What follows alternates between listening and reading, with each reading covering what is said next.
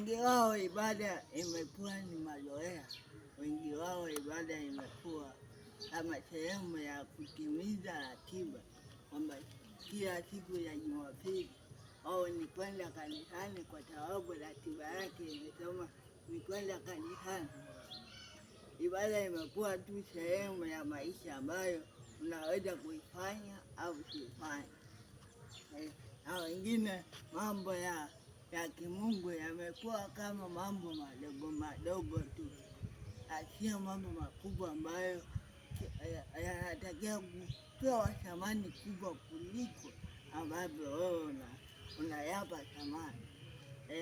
Kuna wakati mwingine hatupati baraka kubwa kwa sababu ya vitu tunavyovichukulia vya kimungu, tunaviona ni vya kawaida sana, na huwa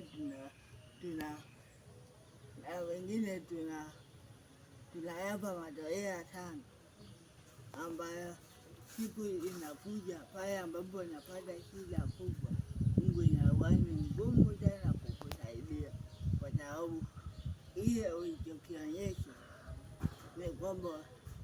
ni kwamba ulikuwa unazoea sana Mungu.